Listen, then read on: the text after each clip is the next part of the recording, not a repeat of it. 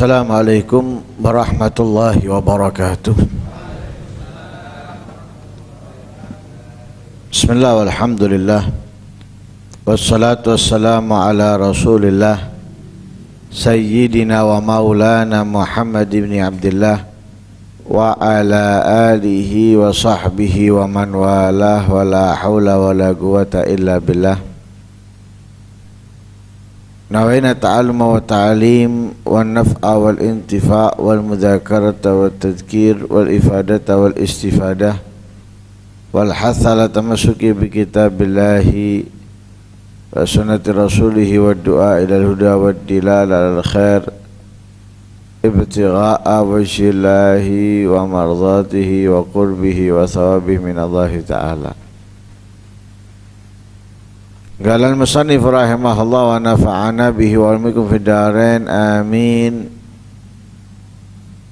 Ila qawlihi min kalami sallallahu alaihi wasallam alladhi la yushakaru fi ijazih wa qawluhu sallallahu alaihi wasallam Allahumma inni a'udzu bika min tama'in yahdi ila tab'in.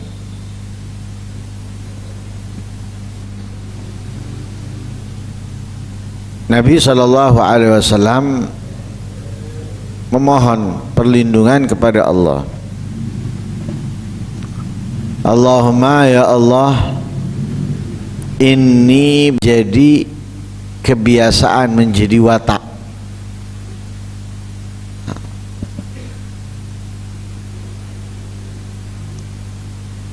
Tama' lawannya qanaah.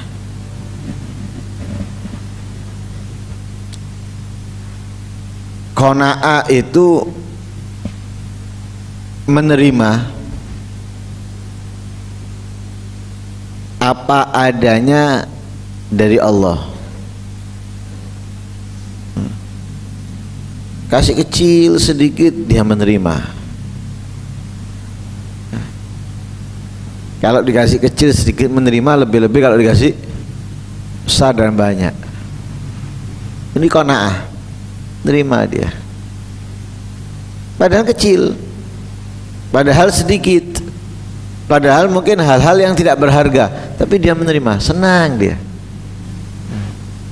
Itu sifat qanaah.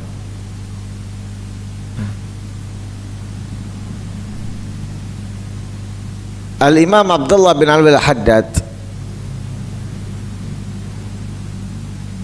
di dalam salah satu qasidah diwannya, beliau mengatakan bahwa sifat qanaah, merasa senang, menerima apapun apa adanya dari Allah, itu sesuatu yang tidak akan pernah punah, tidak akan pernah musnah. Itu ibarat barang yang abadi.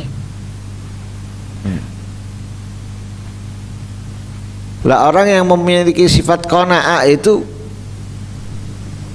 tenang, nyantai, nggak beban, nggak sumpek, nggak resah. Wal gunu' rahah. Gunu, orang yang memiliki sifat qanaah itu rahah, tenang dia,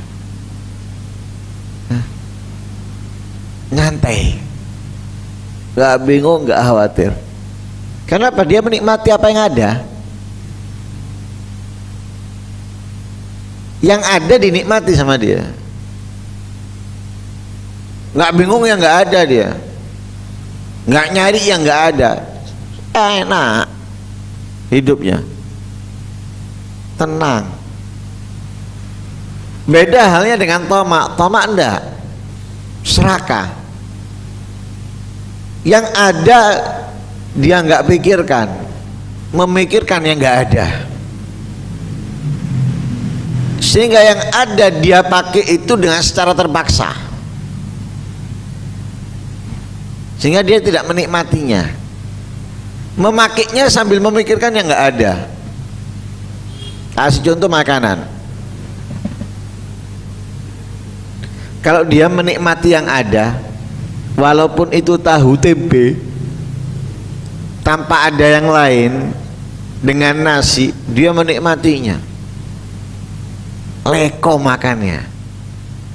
Apalagi misalnya ada kecap, ya mungkin ada lomboknya, mungkin ada bawangnya, wah akan lebih menikmati dia. Nggak mikir yang nggak ada. Tapi kalau orang serakah, tahu tempe, dia makannya secara terpaksa karena lapar. Kalau nggak lapar dia nggak mau. Kemudian dia makannya nggak menikmati. Kenapa? Mikir yang nggak ada, mikir soto, mikir rawon, mikir gulai, nggak nikmat makannya. Itu orang yang serakah.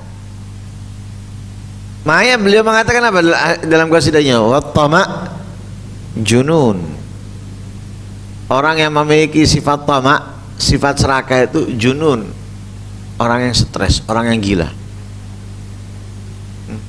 Mestinya yang ada dia bisa nikmati, tapi nggak dinikmati, malah memikirkan yang nggak ada. Orang gila. Lah ini resiko bahaya. Makanya beliau mengajarkan pada kita untuk minta perlindungan dari apa? Sifat tamak yang menjadi watak. Lah kalau sudah menjadi watak, dia nggak akan pernah merasa puas dengan apa yang dia miliki, apa yang ia dapat, apa yang ia raih, sehingga dia terus ingin menambah dan menambah. Sudah punya, nggak mau lagi. Sudah dapat, nggak mau lagi. Ini serakah.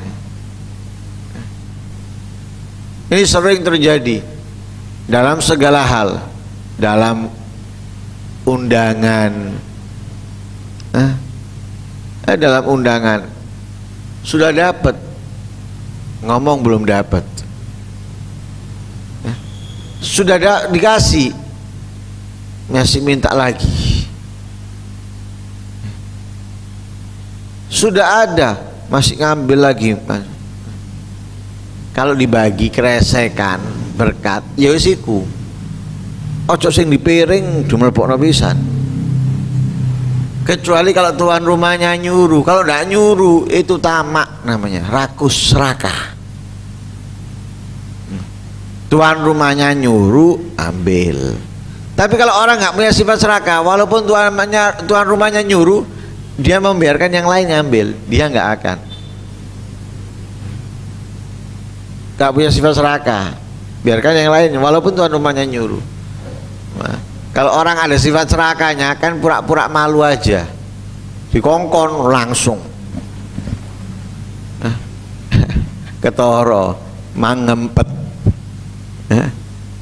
Mumpung dikongkon, malbu kabeh. Nah, ini jangan. Sifat serakah yang menjadi watak bahaya. Kalau sudah menjadi watak, naudzubillah min dzalik, dia tidak akan pernah menjadi orang yang bersyukur.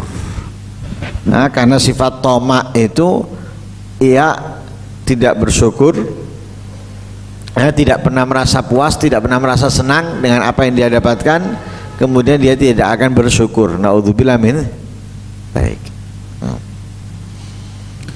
Kemudian yang lain, beliau bersabda, afdhalus sadaqati juhdul muqil. Paling afdalnya sedekah itu usahanya orang yang memiliki sedikit harta. Bukan afdalnya sedekah itu dari orang yang punya harta kemudian dia bersedekah, bukan. Karena buat mereka enteng, ringan. Hartanya banyak, mengeluarkan biasa, tidak punya tantangan yang berarti. Tapi dari orang yang sedikit harta, dia bersedekah, ini punya tantangan. Ini kalau saya sedekahkan, saya kehilangan, saya kekurangan. Lah tantangannya berat, tapi ketika dia kerjakan, ini paling afdalnya sedekah. Kenapa? Tantangannya berat. Dan itu sudah dicontohkan oleh Nabi Shallallahu Alaihi Wasallam, contohkan oleh Ahlul Bait, keluarga Nabi Shallallahu Alaihi Wasallam, dicontohkan oleh para sahabat Nabi, dicontohkan oleh para tabiin dan aulia salihin.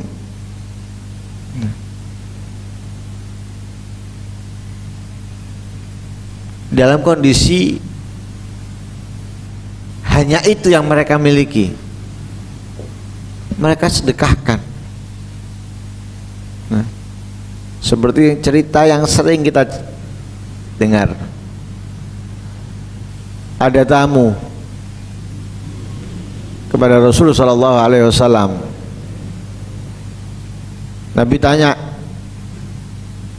kepada salah satu istrinya, nggak ada ya Rasulullah, nggak ada yang bisa dimakan, nggak ada makanan. Waduh. Akhirnya Rasulullah menawarkan kepada para sahabat, siapa yang mau menjamu tamu ini? Siapa yang mau menjamu tamu ini? Tamunya Rasulullah. Ada satu sahabat tanpa berpikir langsung, aku ya Rasulullah. Tadi aja tamu tersebut pulang ke rumahnya. Sesampai di rumahnya, duduk ngobrol, dia masuk, ngomong kepada istrinya, siapkan makanan. Katanya istrinya, makanan hanya tersisa untuk 1 orang. Sedangkan dia punya anak kecil yang belum makan. Punya anak kecil yang belum makan. Tinggal 1 orang, sedangkan dia adalah bertiga, sedangkan tamu berempat. Akhirnya katanya suaminya, anak kita buat ia tertidur. Ya apa caranya turokno? Makanan itu berikan tamu. Supaya dia nggak malu, kita pura-pura ikut serta makan, tapi nanti buat lampunya mati, sehingga dia nggak tahu kalau kita nggak makan. Bayangkan, ini afdalnya sedekah. Padahal apa? Mereka punya lebih? Enggak. Mereka ada yang dimakan, enggak ada. Nah ini paling afdalnya sedekah. Ketika kita minim tidak memiliki atau sedikit, kita keluarkan untuk sedekah, paling afdalnya. Kenapa? Tantangannya dalam nafsu, dalam jiwa kita besar. Dan itu tidak jarang, para sahabat seperti itu nggak jarang. Bahkan ada yang sudah 3 hari nggak makan. Jadi dibatalkan puasanya, sambung puasa sudah besoknya. Batal puasanya, sambung puasa, tapi nggak ada yang dimakan. Ada yang dimakan kok ada tamu, dikasihkan tamunya. Ini afdalnya sedekah. Lah kita ini belum berada di afdalnya sedekah, medit pisan. Tapi minta pahalanya gede, medit ya pahalanya gede. Nggak mau berkorban, minta kemuliaan yang sangat besar dari Allah. Ya kita harus berkorban dulu, baru kita mendapatkan kemuliaan yang besar, mendapatkan balasan yang gede. Ini afdalnya sedekah. Nah, kita kan paling seneng afdalnya itu. Sampai ngilangkan mikir sah tidaknya itu udah dihilangkan, ya, nggak peduli sahnya, ya, yang penting afdolnya, ya. Dari segi afdal ya coba ya. Sedekahkan, baru kita mendapatkan yang paling afdalnya sedekah. Jadi afdalnya sedekah juhdul mukil, usahanya orang yang sedikit hartanya. Kemudian yang ketiga, tarkus syarr sadaqah, meninggalkan keburukan itu adalah sedekah. Nah, ini sudah dibahas di hari Senin bahwa sedekah itu semua kebaikan ya, tidak harus dengan harta, tidak harus dengan duit, tapi sedekah itu semua kebaikan yang kita lakukan, baik itu untuk diri kita ataupun untuk orang yang lain, itu dinamakan dengan sedekah. Nah, meninggalkan keburukan itu termasuk daripada sedekah.